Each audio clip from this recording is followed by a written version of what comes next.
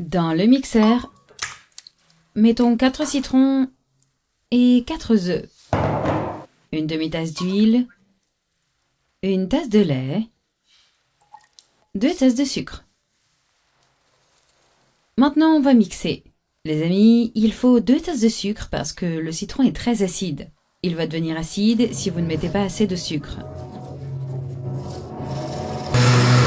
Très bien les amis. Maintenant, j'ai mixé. Regardez. Maintenant, nous allons le mettre dans le tamis pour pouvoir le filtrer et enlever les petits déchets de citron. Remuons-le. Un acquis est important.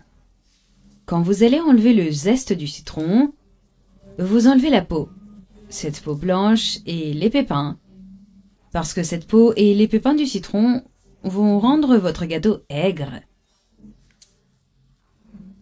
Donc, on l'a très bien enlevé.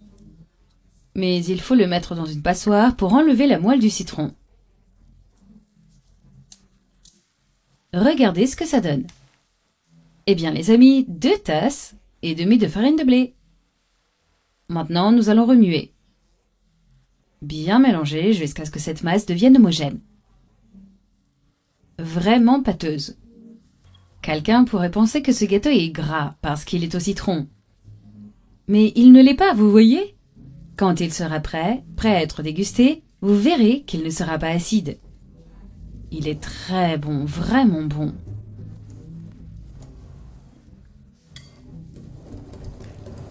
Vous pouvez bien mélanger et tout ira parfaitement. Bon les amis, on va voir comment notre pâte est devenue. Je vais mettre 2 cuillères à soupe de levure, 2 petites cuillères et bien mélanger. Alors, est-ce qu'il faut beaucoup remuer? Non, juste un peu. Juste jusqu'à ce que ce soit bien mélangé, que ça se dissolve. Notre pâte est prête. Maintenant, je vais la mettre dans le moule. Notre moule est déjà préparé avec le beurre et le blé. C'est tout prêt. Maintenant, je vais le mettre au four à 180 degrés, 45 minutes. Eh bien, les amis, notre gâteau est prêt. Maintenant, je vais le démouler. Je vais mettre un plat ici et je vais la tourner dans ce sens. Maintenant, je vais la démouler. Vous pouvez voir comment notre gâteau se présente. Les amis, regardez comme c'est charmant. Très savoureux, très bon. Vraiment très bon. Je vais vous apprendre à transformer 200 g de fromage en 1 kg. Pour commencer notre recette, nous allons ajouter ici 1 litre de lait et 200 g d'amidon moyen. Mélangeons jusqu'à l'amidon se dissolve dans le lait. Ok les amis, maintenant que c'est mixé, nous allons le mettre dans la casserole. Rappelez-vous juste que le fond est éteint, d'accord? Vous devez vous demander pourquoi j'ai ajouté le lait tout de suite dans le mixeur avec l'amidon. Pour mélanger, afin de ne pas courir le risque de tasser l'amidon. Maintenant, nous allons allumer le feu et nous allons ajouter 2 cuillères à soupe bien remplies de margarine. Maintenant, nous allons ajouter nos 200 g de fromage mozzarella ici. « 100 g de mozzarella. Vous allez voir combien de fromage cela va donner. Maintenant, nous allons bien mélanger le fromage, le faire fondre et le beurre aussi. Vous pouvez bien mélanger, sans vous arrêter, ok? Les amis, maintenant que le lait a séché et que le fromage a fondu, et le beurre aussi, nous allons bien mélanger pour que le fromage soit lisse, comme vous allez le constater. Et qu'il ne soit pas cru. Vous allez bien remuer jusqu'à ce qu'il se détache de la casserole.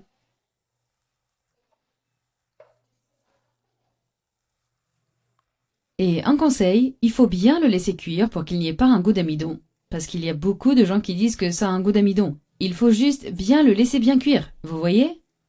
En plus, ce fromage est vraiment bon pour qui aime manger du fromage. J'aime toujours faire cette recette le week-end à la maison. Et on économise beaucoup. Vous n'achetez pas de fromage au supermarché. Avec seulement 200 grammes de fromage, vous le transformez en 1 kilo. Vous vous souvenez que c'est très bon en le mangeant avec un sandwich ou sur une pizza ou sur des lasagnes. Maintenant, on le laisse juste cuire ici pour qu'il n'y ait pas de goût d'amidon. Puis, nous allons le mettre dans notre récipient. Ok les amis, maintenant que c'est cuit quand ça décolle du fond de la casserole. Maintenant, je vais éteindre le feu et je vais le transférer dans un récipient. Puis, nous allons le peser pour voir quelle quantité cela a vraiment donné. Je vais l'ajuster ici pour le rendre plus joli. Et maintenant, nous allons peser. Regardez les amis, beaucoup plus que 1 kilo avec seulement 200 grammes de fromage et 200 grammes de fécule de maïs. Maintenant, nous allons le mettre dans notre réfrigérateur et le laisser toute la nuit. Très bien les amis, le nouveau fromage est prêt. Nous allons maintenant le sortir du récipient pour que vous puissiez voir comment la texture est devenue. Sans oublier que ce fromage est très savoureux, n'est-ce pas? Il est très bon. Et il est très ferme. Vous pouvez voir qu'il est très ferme. Avec du chou, de l'ananas et quelques autres ingrédients, je prépare cette recette en quelques minutes. Pour notre recette, nous allons commencer par couper l'ananas en petits cubes. Je vais faire de même avec le reste de l'ananas. J'ai coupé tout l'ananas et il est prêt comme ça. Maintenant, nous allons prendre l'ananas et le mettre dans la casserole. Vous pouvez également utiliser de l'ananas en boîte, c'est délicieux. Maintenant, je vais ajouter un peu d'eau chaude. Nous ajoutons peu d'eau car l'ananas en contient déjà. Laissez-le cuire un peu maintenant. Notre ananas a cuit pendant 5 minutes. Je vais le retirer du feu et le laisser égoutter. Maintenant, mettons de l'eau sur un demi-chou râpé. Notre chou a été râpé en fines lamelles. La quantité de chou dépend de votre goût. Je vais ajouter une demi-tasse de vinaigre. Laissez ce chou reposer environ 10 minutes dans l'eau avec du vinaigre. 10 minutes se sont écoulées. Maintenant, je vais égoutter l'eau. Dans un autre bol, mettons le chou. Ajoutons une boîte de maïs doux. Le maïs doux est essentiel pour la recette. Ajoutons l'ananas précuit par-dessus. Je vais ajouter un concombre coupé. Il est pelé, sans pépins et sans peau. Nous ajoutons également 200 g de mozzarella coupé en dés. La quantité de mozzarella peut être ajustée selon vos préférences. Ajoutons de la coriandre fraîche. Chaque fois que je fais cette recette à la maison, mes enfants l'adorent. Une recette simple, rapide et facile à réaliser. Vous ne le regretterez pas. Maintenant, mélangeons bien ces ingrédients, jusqu'à ce que tout soit bien intégré. J'ai déjà tout bien mélangé et c'est parfaitement incroyable. Ajoutons 3 cuillères à soupe de mayonnaise. Je vais également ajouter 200 g de crème fraîche. Maintenant, mélangeons à nouveau bien ces crèmes, jusqu'à ce que tout soit parfaitement intégré. C'est une salade très délicieuse et parfaite. La recette la plus facile qui existe, qui peut être préparée en quelques minutes. Tout était bien mélangé et a obtenu une texture crémeuse parfaite.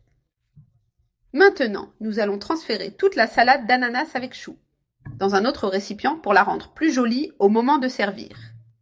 Avec une cuillère, nous allons l'étaler uniformément pour qu'elle soit bien organisée. Après cela, nous la mettons au réfrigérateur pour la refroidir quelques minutes. Elle est sortie du réfrigérateur et le temps est écoulé. Maintenant, nous allons en prendre un peu avec la cuillère et la mettre dans l'assiette. Tout le monde dans votre famille tombera amoureux de cette salade d'ananas crémeuse et parfaite. Maintenant, profitez et servez-vous de cette salade d'ananas parfaite et merveilleuse, qui enchante tout le monde. Bon appétit!